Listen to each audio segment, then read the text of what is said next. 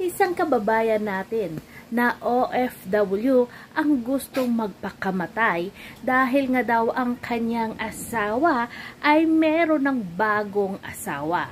Ito guys, makikita natin sa video na yan na umiiyak yung kabayan natin at yung kutsilyo ay inilalagay niya na nga sa kanyang liig kasi nga ayon sa kanya ay gusto niya nang magpakamatay. Kasi nga ayon sa kanya, marami daw siyang trabaho.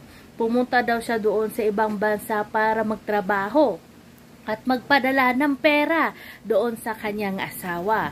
Pero yung kanyang asawa ay may bago na ngang asawa ngayon. Kaya nga gustong gusto niya na magpakamatay kasi nga muskila daw or problema yung kanyang asawa. Kaya naman ito ang kanyang amo ay todo naman kinakausap siya at pinapayuhan na hayaan niya na lang daw ang kanyang asawa. Pero sabi natin, 'di ba, pumunta tayo sa ibang bansa para magtrabaho at para sa ating mga anak natin, lalong-lalo na sa pamilya natin para makaahon sa hirap. Kaya sana lesson learn na to sa mga kababayan natin na yung mga asawa nila ay naiwan sa Pilipinas. Marami na ang buhay ang nawala dahil sa ganitong problema. Ilang beses na ba nangyari na may nagpakamatay yung OFW natin sa ibang bansa dahil sa problema na katulad dito kay kabayan?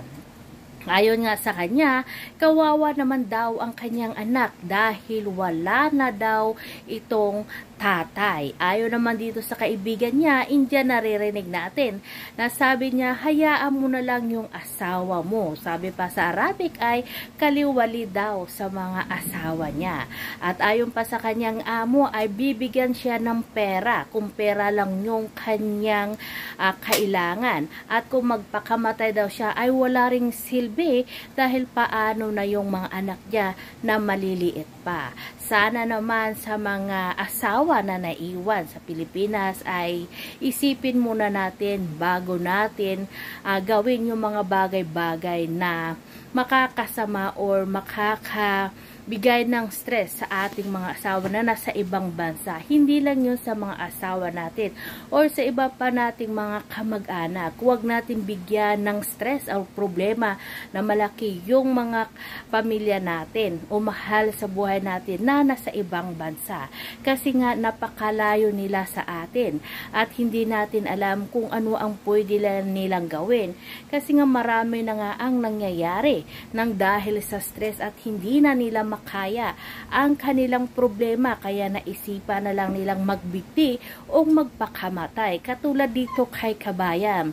Sana naman ay maliwanagan nga itong si kabayan na hayaan niya na lang yung asawa niya, yung isipin niya na lang yung mga anak niya. Kaya napakasakitin para kay kabayan. Minsan napakadali sa atin magsabi na hayaan na lang natin yung asawa niya, pero sa part ni kabayan ay napakasakit din para sa kanya dahil nagtrabaho siya doon sa ibang bansa, tiniis niya na mapalayo sa kanyang anak at kanyang pamilya, magtrabaho para mabigyan ng magandang kinabukasan ang kanyang pamilya. Pero anong nangyari? Yung asawa niya ay sumakabilang bahay o naghanap ng iba. Kaya sana ay kamustahin na rin natin palagi yung mga pamilya natin o kamag-anak natin na nasa ibang bansa dahil hindi biro yung mga pangungulila nila na nararamdaman sa pamilya nila na malayo sa atin.